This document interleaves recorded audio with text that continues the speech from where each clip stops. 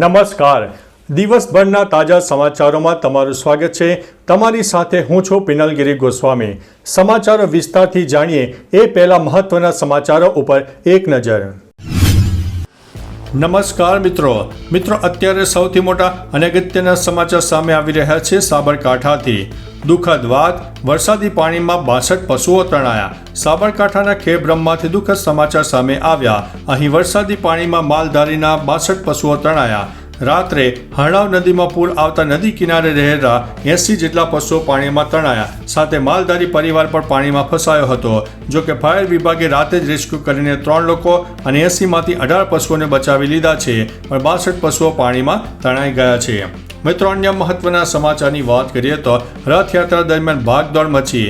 વિશ્વની સૌથી મોટી રથયાત્રા ઓડિશાના પુરીમાં નીકળી, ત્યારે ભગવાન જગન્નાથજીની આ રથયાત્રા દરમિયાન એક ખરાબ ઘટના ઘટી ગઈ. પુરીની રથયાત્રામાં ભાગદોડ મચી ગઈ, જેમાં 2 લોકો ઘાયલ થયા છે.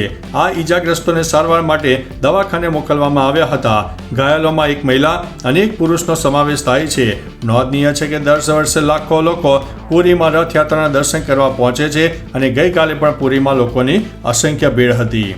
મિત્રો, અન્ય મહત્વના સમાચારની વાત કરીએ તો ગઈકાલે સરસપુરમાં ભવ્ય ભંડારાનું આયોજન થયું. અમદાવાદમાં ભગવાન જગન્નાથજીની 148મી રથયાત્રા નીકળી. ભગવાન જગન્નાથ અમદાવાદની પ્રજાને દર્શન આપતા નગરચર્યાએ નીકળ્યા. ત્યારે સરસપુરમાં મહાકાળી ધામ તરફથી ભક્તો માટે ભવ્ય ભંડારાનું આયોજન કરવામાં આવ્યું. રથયાત્રામાં મહાકાળી ધામના લોકો 25 વર્ષોથી હજારો લોકોને નિસ્વાર્થ ભાવે રથયાત્રાના દિવસે જમાડે છે અને 15,000થી પણ વધારે લોકો પ્રસાદનો લાવો લે છે.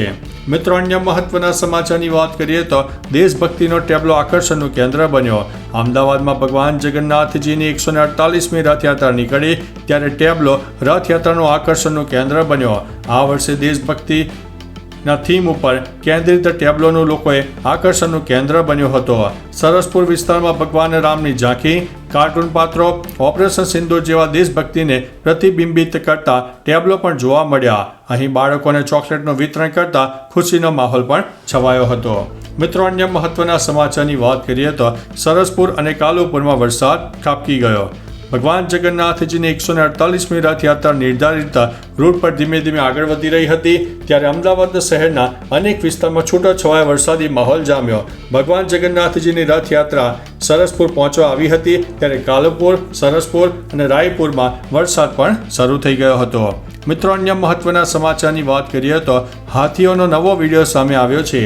અમદાવાદની રથયાત્રામાં હાથીઓ બગડ્યા હોવાની ઘટના બની, જેમાં 3 હાથીઓએ રથયાત્રાનો માહોલ બગાડ્યો. સદનસીબે કોઈ જાનહાનિ થઈ નથી. એક શખ્સ ઘાયલ થતાં હોસ્પિટલ ખસેડાયો છે. ખાસ કે આ ઘટનાનો નવો વિડીયો સામે આવ્યો છે, જેમાં દેખાય છે કે ગજરાજા રેલિંગ પાસે ઊભા રહેલા લોકોને અડફેટે લેતા રેલિંગ તોડીને પોળમાં ઘૂસ્યો. તેની સાથે અન્ય 2 ગજરાજ પણ તેની પાછળ દોડ્યા. આ 3 હાથીને સલામત સ્થળે મોકલી દેવાયા હતા. મિત્રો, અન્ય મહત્વના સમાચારની વાત કરીએ તો એરટેલ AI છેતરપિંડી લિંક્સને તરત જ બ્લોક કરી નાખે છે.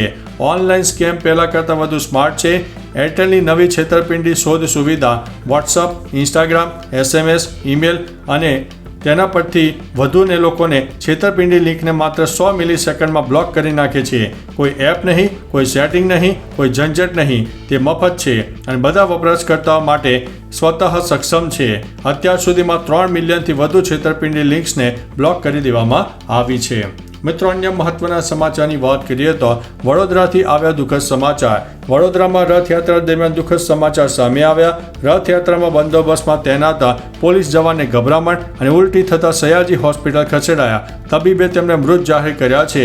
મૃતક પોલીસ જવાન પ્રતાપનગર હેડક્વાર્ટર રહેતા હતા અને હરણી પોલીસ મથકમાં ફરજ ઉપર હતા. મિત્રો, અન્ય મહત્વના સમાચારની વાત કરીએ તો આસારામને હાઈકોર્ટથી મળી છે મોટી રાહત. ગુજરાત હાઈકોર્ટે 2013ના બળાત્કારના કેસમાં આસારામ બાપુને આપવામાં આવેલા કામચલાઉ જામીન 7 જુલાઈ સુધી લંબાવી દીધા છે. આસારામ આ કેસમાં આજીવન કેદની સજા કાપી રહ્યા છે. પહેલા 28 માર્ચે તેમને 3 મહિના માટે આરોગ્યના કારણે જામીન આપવામાં આવ્યા હતા. જામીનનો સમયગાળો એટલો વધારવામાં આવ્યો કે જેથી તેના વકીલ અરજીમાં જરૂરી દસ્તાવેજો સબમિટ કરી શકે. મિત્રો, અન્ય મહત્વના સમાચારની વાત કરીએ તો પ્રભુ જગન્નાથ માટે PMએ મોકલ્યા dry fruit. PM Narendrabhai Modi વર્ષોથી જગન્નાથ મંદિર સાથે નાતો જોડાયેલો છે, ત્યારે ગઈકાલે અષાઢી બીજની રથયાત્રા નિમિત્તે ભગવાન માટે પીએમ મોદીએ પ્રસાદ મોકલ્યો. દિલ્હીથી જગન્નાથજીની રથયાત્રા માટે પ્રસાદ આવ્યો. પીએમ મોદીએ દિલ્હીથી ચોકલેટ, ડ્રાયફ્રૂટ, ફળફળાદી, મીઠાઈ અને મગનો પ્રસાદ ભગવાન જગન્નાથજીને મોકલ્યો. પીએમ ગુજરાતમાં સીએમ હતા ત્યારથી રથયાત્રામાં સહભાગી બનતા હતા, આરતીનો લાભ પણ લેતા હતા અને પ્રસાદી મોકલીને તેમણે નાતો જાળવ્યો છે. તો ચાલો મિત્રો, ફરીથી દેશ અને દુનિયાના સુપરફાસ્ટ સમાચાર લઈને મળતા રહીશો. ત્યાં સુધી અમને રજા આપશો. નમસ્તે.